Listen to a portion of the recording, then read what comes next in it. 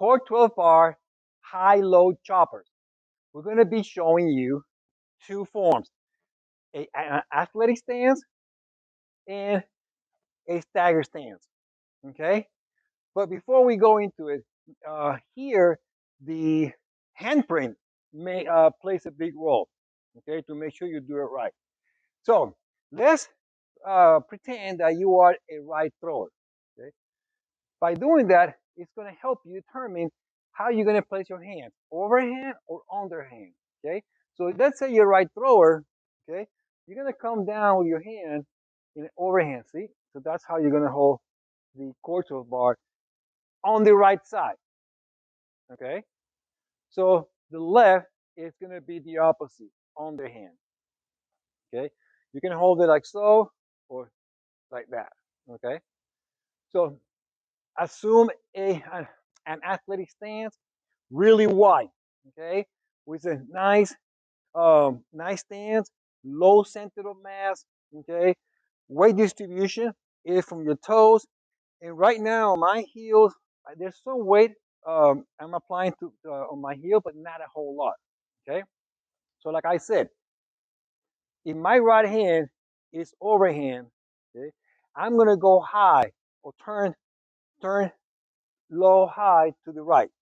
Okay, shoulder, hip, back foot pivot. Keep your eyes on the anchor point.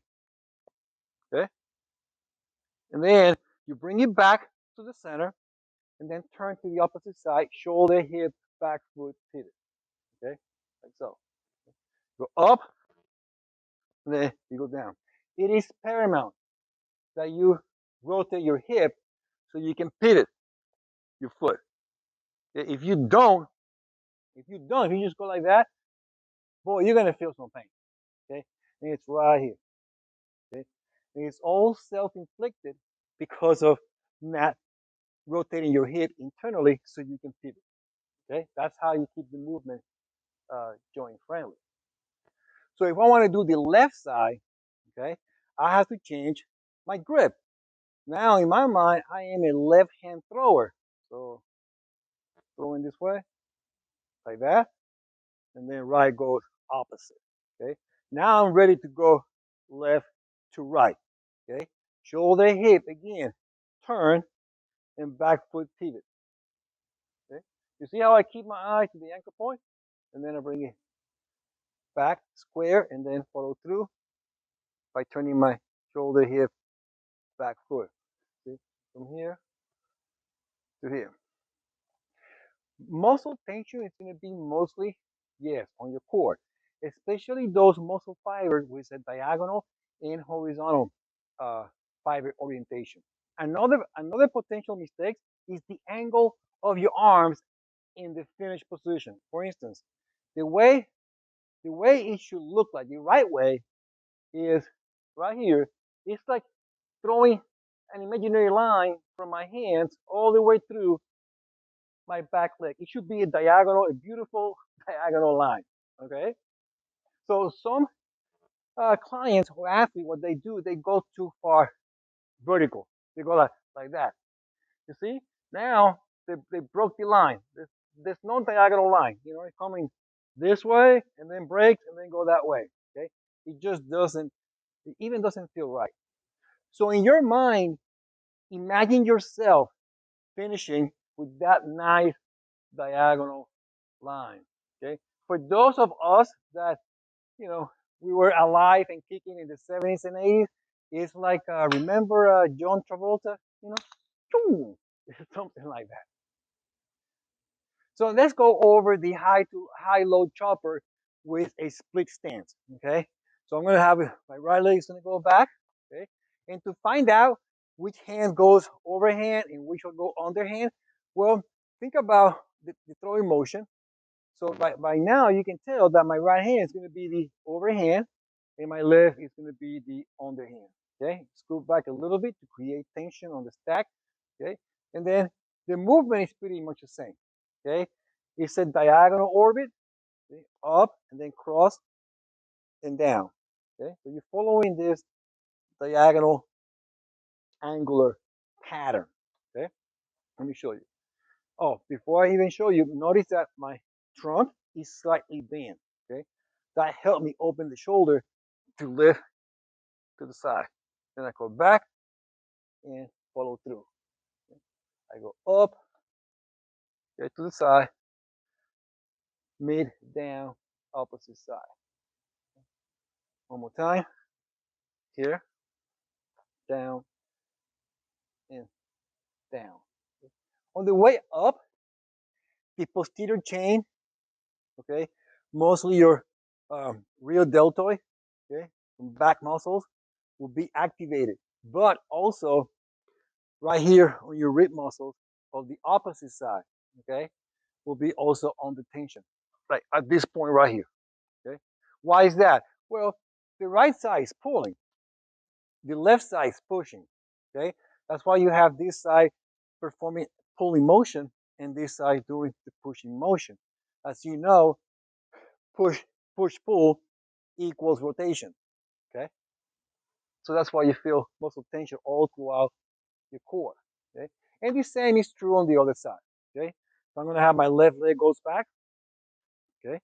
That means that your left hand is your throwing hand. See, comes overhand. Now my right is underhand. Come right here, okay. And notice that when it comes to center of mass, my nose is lined up with my knee and third toe, front of the front foot, okay. And the same, I'm going to go up to the side, and I come down to the center, and down other side. Okay. Repeat, and other side. Common mistake, I see this all the time. Believe it or not, even with baseball athletes, they drop the hip. I mean, they drop the heel, open the hip, and collapse.